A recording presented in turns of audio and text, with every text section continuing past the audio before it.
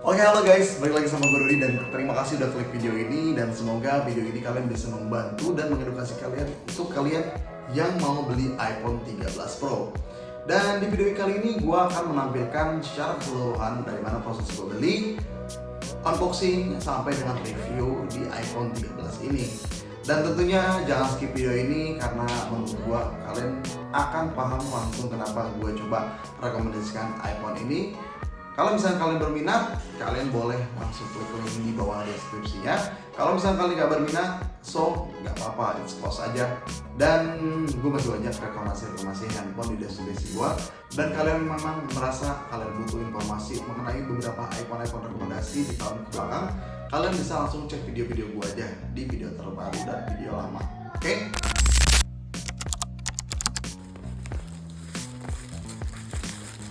Oke, jadi ini adalah penampakan paketnya yang gue beli di toko Oren. Ya, lu udah bisa nebak sendiri di Shopee.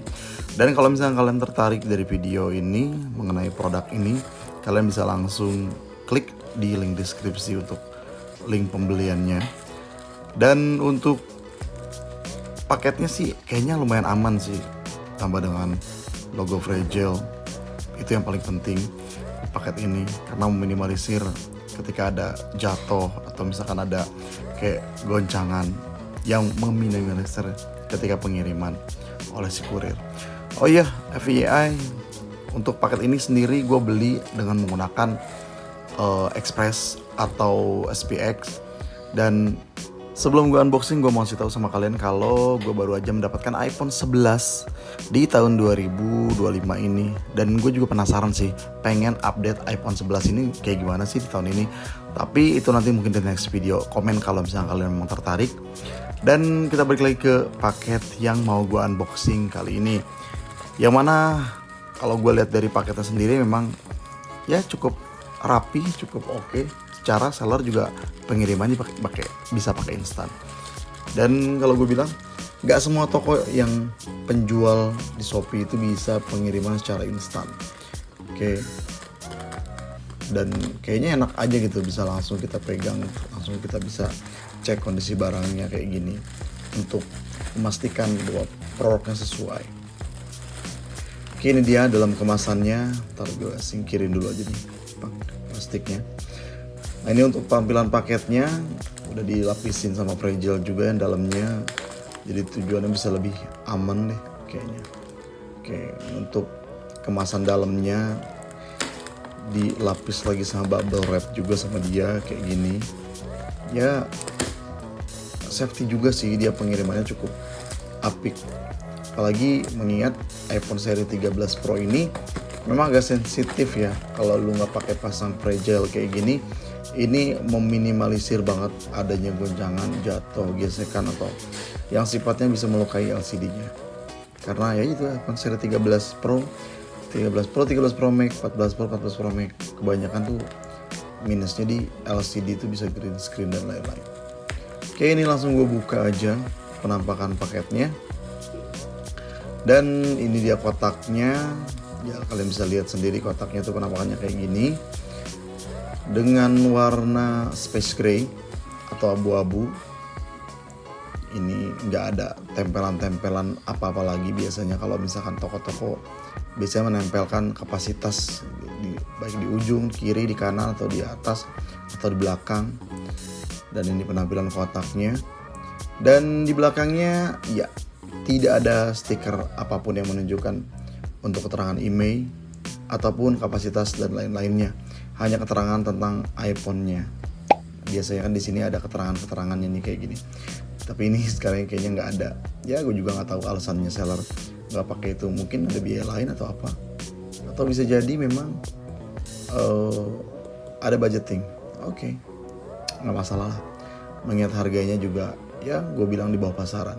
Oke, langsung gue buka aja. Penasaran? Nah, ini dia dalamannya. Oke, first impression gue melihat ini seperti kue subuh. Karena gue katakan kue subuh karena ada plastiknya. Tapi ini gue singkirin dulu. Seperti biasa, di paketnya ini ya kita bisa dapat langsung kertas-kertas OEM kayak gini. Dan ntar ini susah dimasukinnya. Dan kalian jangan berharap untuk mendapatkan stiker karena ini versi yang OM. Oke, ini untuk kabel chargingnya yang menggunakan lightning kabel, masih di lightning kabel. Oke. Dan ini dia penampakan iPhone 13 Pro nya. Ini penampakannya. Oh, ini kapasitasnya tuh ada di sini. Tapi ini ada apa ya, hitam-hitam gini. Gue juga nggak tahu nih hitam-hitam, mungkin QC-nya atau gimana. Tapi nanti gue coba buka dulu. Gue akan coba keluarin. Ya, berasa beli kue subuh kan. Ada plastik-plastiknya kayak gini. Oke, gue mau coba keluarin si iPhone 13 Pro nya. Ini dalam kondisi mati ya, dalam kondisi mati, tidak menyala. Oke, ini untuk tampilan bezel-bezel kiri dan kanannya. Secara body kayaknya sih lumayan oke sih.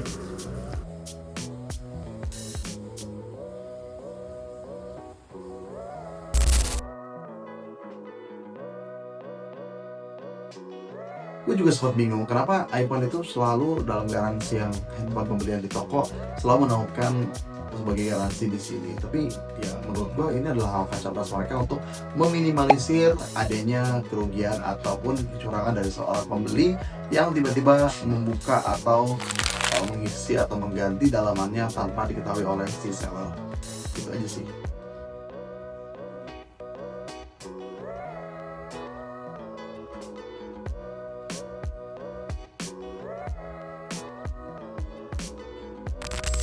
Oke, kemudian gue mau coba hidupin aja si iPhone ini. Oh, langsung home screen. Kayak iPhone SIM-lock ya. Wah, ada apa ini? Apakah ini iPhone SIM-lock? Kok gue jadi kayak deja vu ya dengan beberapa iPhone SIM-lock yang ketika kita aktifasi itu dia nggak harus memasukkan lokasi, masukkan data dan lain-lain, itu langsung kayak masuk home screen kayak gini gitu loh. Tapi gue mau coba cek baterai health-nya. Wow, masih 100%. Dari segi baterai, gue melihat iPhone ini masih dengan performa 100% baterainya. Tapi yang jelas ini penuh dengan kecurigaan. Menurut gue handphone ini kayak udah keluar di tahun 2022. At least itu udah 4 tahun yang lalu. So mungkin gak sih kalau handphone ini masih baterainya 100%. Dia ada LLA dan nomor serinya dan ada part service-nya. Ternyata displaynya sudah diganti. Oke, meskipun pergantiannya adalah genuine parts yang telah di repair di tahun 2023. Dari segi layarnya memang gue udah ketahui kalau layarnya ini udah gak original. Tentunya ada beberapa notifikasi. Coba kita lihat lagi, untuk kapasitasnya sama 128 dan bukan SIM lock. Jadi iPhone ini gue bilang bukan SIM lock tapi memang berarti dari seller hanya mengupdate atau mereset lalu dikembalikan kepada siap pakai. Oke, iOS-nya dalam kondisi siap update. Dan ini untuk real kapasitasnya berarti memang belum terpasang apapun. Cuman mungkin sedikit saran, kalau misalnya kalian memang mendapatkan handphone yang seperti ini, better kalian perlu direset ulang sebelum kalian pakai yang memang benar-benar kalian pakai. Oke, ini Face ID-nya coba mau gua setup. Face ID-nya kayak gini. Oke, lumayan smooth juga. Oke, ini nggak perlu lah. Oke, ini gue coba jajal langsung. Oi, smooth juga, masih smooth. Oke, ini masih berjalan, Face ID-nya masih normal. Kemudian untuk suara, gue mau coba dengerin. Nah, kalian bisa dengerin suaranya. Nah, getar-getarnya juga masih kedengeran ya. Ini sekali lagi. Nah, jadi dari si suaranya sih menurut gue masih renyah, powernya masih cukup gede. Nah, jadi powernya cukup gede dan suaranya nggak kayak mendem gitu. Jadi ya masih oke lah. Gue mau cek juga di bagian LCD-nya kan ini udah digantian. Gue mau ngecek apakah ada ada glare atau ada ada semacam freeze gitu. Biasanya ada beberapa pixel-pixel yang kayak dead freeze biasanya, yang disebabkan oleh lonjakan daya yang tidak stabil di LCD tersebut.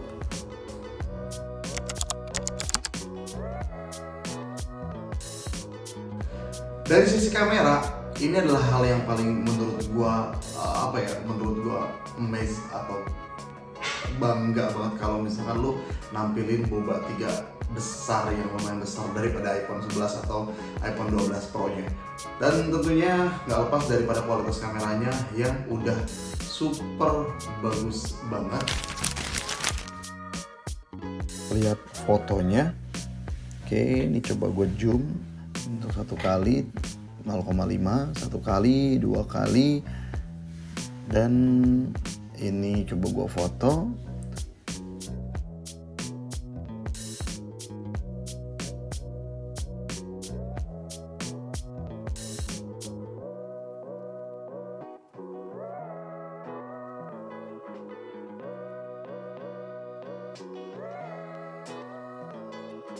Iya, kayak gini hasilnya.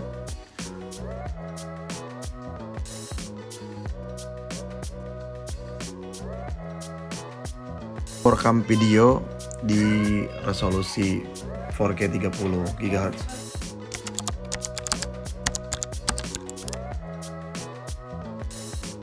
Terlihat di bagian layar, gue juga menemukan beberapa kekurangan pada layar yang menurut gue sensitivitasnya udah kurang banget. Jadi coba gue mau sentuh-sentuh tipis kayak gini, tujuannya supaya mengukur sensitivitas dari si LCD gitu loh. Nah kayak gini. Tiba-tiba nggak bisa disentuh ya guys ya. Nih udah gue coba kerasin juga nggak bisa. Gue juga nggak ngerti kenapa nggak bisa. Nah itu bisa penyebabnya bisa dari dead pixel yang disebabkan oleh arus yang terlalu tinggi di bagian LCD-nya. Oke. Nah ini baru bisa lagi kayak gini. Oke, tuh. Ini baru bisa lagi kayak gini. Nah, inilah kekurangannya mungkin di iPhone yang memang sifatnya sifatnya pergantian LCD, karena nggak sepenuhnya pergantian LCD itu bisa mulus, bisa smooth, apalagi ya kita tahu kalau kapasitas dari barang pergantian meskipun original pasti ada kurangnya. Beda dengan barang yang original yang memang kita pakai. Dan gue coba mau masukin kartu, langsung gue mau coba masukin kartu aja kayak gini. Nah ini gue langsung jajal kartu, dari kartu iPhone 11 gue cabut, gue masukin ke si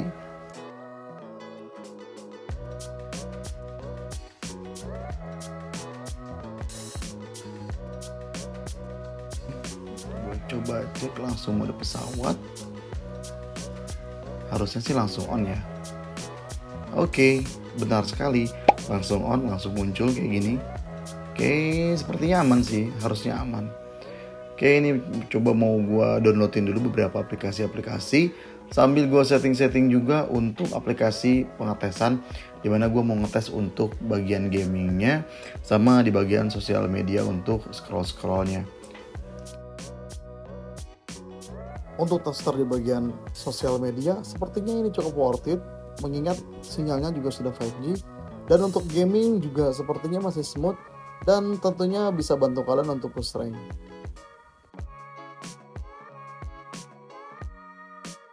iPhone 13 Pro ini juga sudah diupdate menjadi iOS 26, dan tentunya secara performa nggak ketinggalan banget, nggak jauh-jauh banget, karena memang masih worth it lah di tahunnya.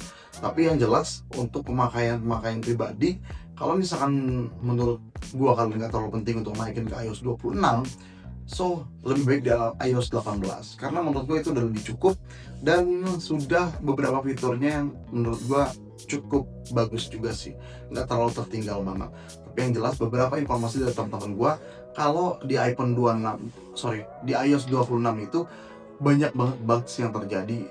Ya mungkin tergantung handphonenya, terlebih mungkin beberapa tahun-tahun ke belakang dari handphone seri 11, 12 yang memang mencoba untuk upgrade di iOS 26, itu terjadi beberapa kekurangan seperti itu. Ya namanya juga handphone lama, jadi nggak selalu mulus. Oke, paling itu aja video gua buat sesingkat-singkatnya mungkin, seringkas-ringkasnya mungkin, sedetail-detailnya mungkin. Jadi buat kalian, kesimpulannya kalau misal kalian memang tertarik untuk beli iPhone ini, silahkan klik link yang ada di deskripsi video ini. Dan kalau misalnya kalian nggak berminat, so jangan compare dengan iPhone lainnya, karena jujur ini harganya cuma 6 juta, lebih dikit. Jadi menurut gua lu nggak usah berekspektasi lebih. Kalau misalkan memang kalian punya budget lebih, so lebih baik kalian upgrade di iPhone 15 basic atau 15 Pro yang harganya juga udah turun. Jadi so buat kalian kaum mending, jujur kalau untuk gue pribadi, iPhone 13 ini bisa menjadi rekomendasi untuk kalian yang memang kebutuhannya juga simple banget, seperti sosial media atau game, atau juga ya untuk penggunaan ringan yang lainnya lah, seperti content creator, atau lu kalau misalnya untuk mejeng aja karena ini udah bobanya 3, so kenapa enggak? Oke.